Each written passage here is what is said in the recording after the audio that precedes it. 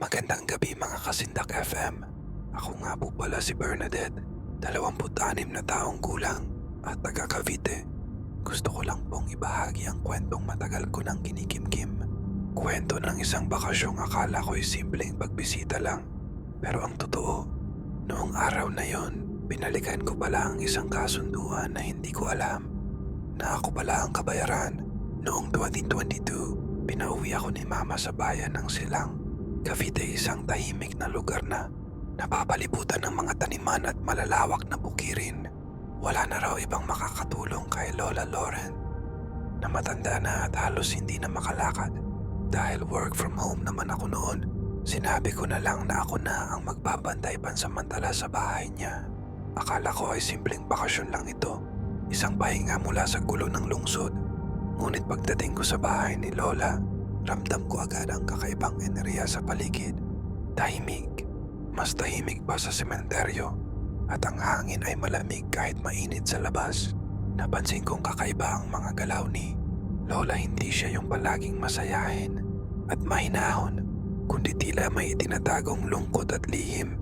Hindi siya ngumiti nang makita ko at tinanong niya ako kung handa ba akong manatili doon. Tila ba may alam siya na hindi ko pa nauunawaan. Nang tanungin ko siya kung bakit ang dami niyang iniisip, bumulong siya. Hindi ka dito para magbakasyon, Bernadette. May bagay kang kailangang harapin. Hindi ko maintindihan ang ibig niyang sabihin noon, pero hindi ko maalis ang pakiramdam na ang pag-uwi ko ay nagsimula na ng isang kwento na hindi ko pa alam ang katapusan. Pagpasok ko sa bahay ni Lola Lauren, agad kong naramdaman ang kakaibang lamig na hindi galing sa hangin, kundi sa loob mismo ng bahay. Ang mga pinto at bintana ay sarado, pero parang may hangin na dumadaloy mula sa mga dingding na tila ba humihinga. Si Lola ay tahimik lang habang pinapakita niya sa akin ang pasilyo patungo sa isang silid sa dulo ng bahay. Hindi ito katulad ng ibang mga silid walang pinto. Puro kurtina lang ang nakabitin, na kulay abo at may amoy na parang basang lupa na may halo bang kakaibang matagal ng nanaog na dugo. Sabi niya, "Diyan ka matutulog." Nagdadalawang isip ako, pero pilit kong pinagkatiwalaan siya. Kaya pumasok ako at pinasok ang silid na iyon. Habang inilapag ko ang bag ko, napansin ko ang mga gasgas sa sahig at pader na parang nagbabanta. Sa pag-upo ko sa lumang kutsyon, biglang naramdaman kong may malamig na simoy na dumaan sa ilalim ng kama. Nakatingin ako sa ilalim at narinig ko ang mahinang boses na pabulong. Tila ba naglalakad sa ilalim ng lupa? Hindi ko maipaliwanag, pero parang tinatawag ako or may gustong sabihin. Pinilit kong kalmahin ang sarili, pero ang pakiramdam ko ay hindi lang basta guni-guni. Ito may isang bagay na nanonood sa akin mula sa dilim ng bahay. Pagkatapos ng gabing iyon sa silid na may amoy ng lumang dugo, hindi ko na matigil ang pag-iisip tungkol sa mga bulong na narinig ko. Hindi ko alam kung totoo ba o bunga lang ng imahinasyon ko, pero ramdam ko na parang may nakabantay sa bawat galaw ko. Kinabukasan, nagising ako ng maaga sa kakaibang ingay. Parang may naglalakad sa itaas ng kisame, mabigat at mabagal.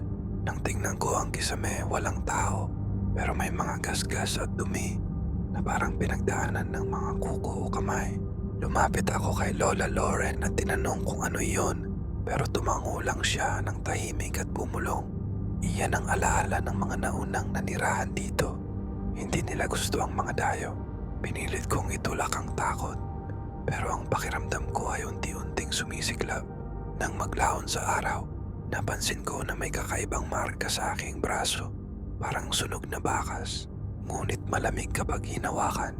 Hindi ko maintindihan kung saan ito nanggaling, at saka napansin kong palaging sumusunod ang anino ko.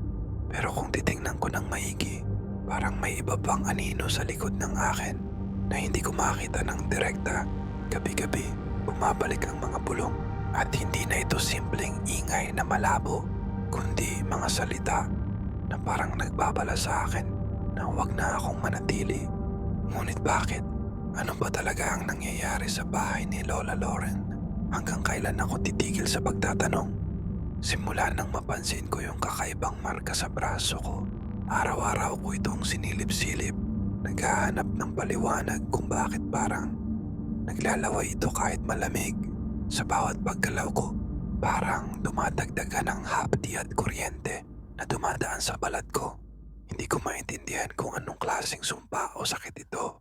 Pero ang totoo, pakiramdam ko ay hindi lang simpleng sugat o gasgas lang ito. Habang tumatagal, napansin ko rin na unti-unting nagbabago ang mga hayop sa paligid ng bahay. Mga ibon ay tahimik. Parang tinataboy ang mga ito ng isang invisible na presensya. Minsan, may mga kaluskos sa mga punong kahoy tuwing gabi na para bang may mga nilalang na naglalakad sa mga sanga. Pero hindi ko makitang malinaw ang mga alagang aso ni Lola na dati malikot at masigla. Ngayon ay palaging nakatungo at nakatitig sa isang sulok ng bahay na walang laman isang gabi. Habang nakaupo ako sa sala, biglang bumagsak ang ilaw. Nang magbukas ito ulit, nakita kong may bagong marka na lumitaw sa pader. Parang mga kamay na kumakapit, hinihila palayo sa akin. Tumakbo ako papunta kay Lola, ngunit tahimik lang siya. At parang inaasahan niyon, nilapitan niya ako at muling bumulong. Hindi mo na pwedeng takasan ng lugar na ito, Bernadette. Ang sumpa ng aming pamilya ay nakatali sa bahay na ito. Habang pinapakinggan ko siya, naramdaman kong may malamig na hangin ang dumaan sa aking likuran. Nang lingunin ko, may aninong mabilis na dumaan sa tabi ko, parang taong dumaan sa isang iglap.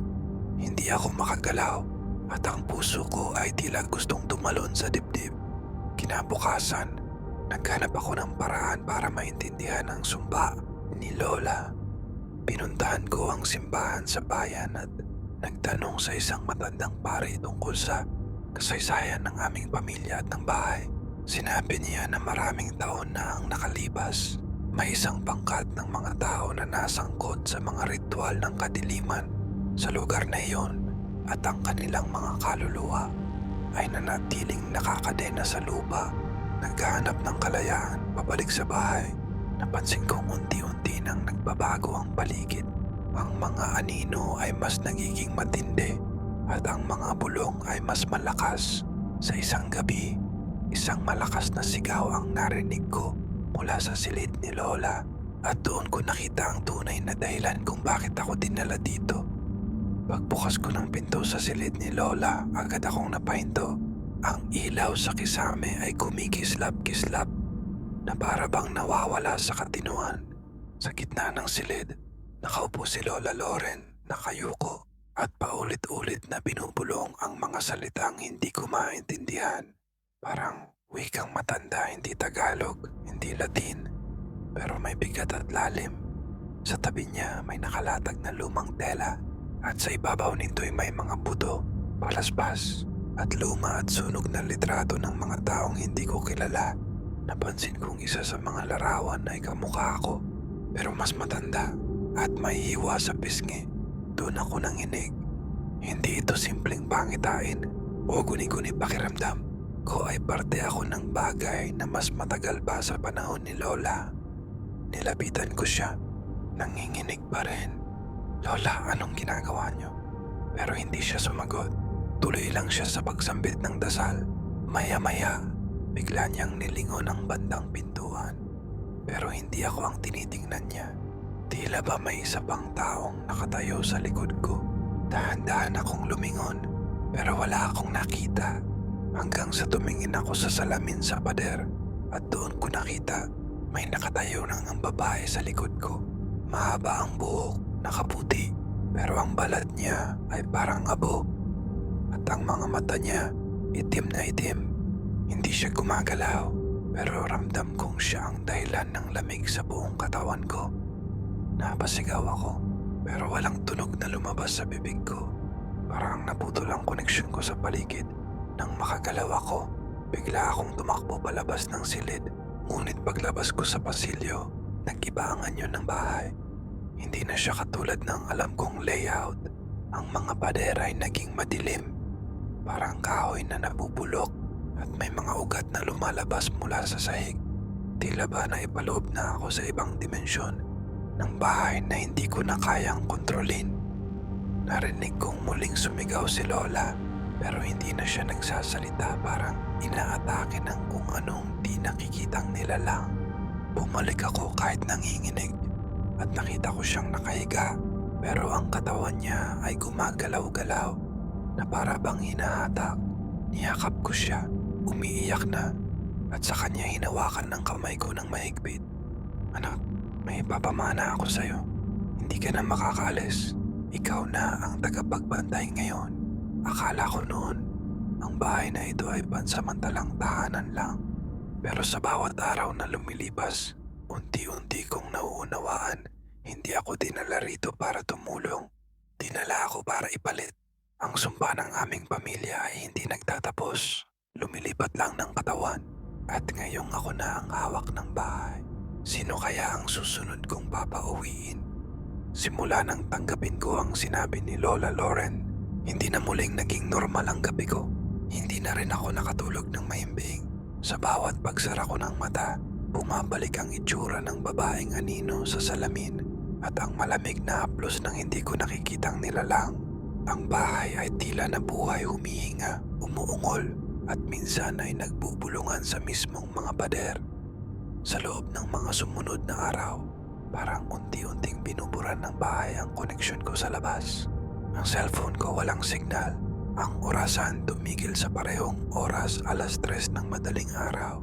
Walang bisitang dumarating at kahit magbukas ako ng bintana, parang paulit-ulit lang ang tanawin sa labas ang parehong puno, ang parehong ibong itim na nakadapo at ang parehong ulap na hindi umaalis. Isang madaling araw, habang pinapakain ko si Lola, napansin kong unti-unti siyang lumalabo. Hindi sa mata ko, kundi sa sarili niyang anyo. Parang usok na unti-unting hinihigop ng hangin. Hinawakan niya ang kamay ko ng mahigpit at huminga ng malalim. Nitawid kita, Bernadette. Pero tandaan mo, may kabayaran ang bawat gising. At sa isang iglap naglaho si Lola Lauren at ang iniwang upuan niya ay naging abo. Doon ko na-realize na ako na nga ang susunod. Ako na ang bantay ng bahay. Ako na ang susunod na babantay sa kaluluwang hindi matahimik. At sa sulok ng mata ko, nakita ko ang isang papel na tumilabon. Mula sa altar, isang sulat na may nakasulat na pangalan. Pangalan ng isang taong hindi ko pa kilala, pero alam kong darating. Maaga pa lang, nakatakda na ang susunod, sabi sa isip ko. At ngayon, habang sinusulat ko ito, alam kong may isa na namang pauuwiin dito. Isang kaluluwang hindi niya alam. Tinatawag na pala siya. Wala nang atrasan. Tuloy-tuloy ang pag-ikot ng sumpa at sa oras na marinig mo ito, baka ikaw na ang kasunod. Kung nagustuhan ninyo ang kwento, huwag kalimutang mag-like, share at subscribe sa Sindak FM para sa susunod na kwento. Hanggang sa muli mga kasindak.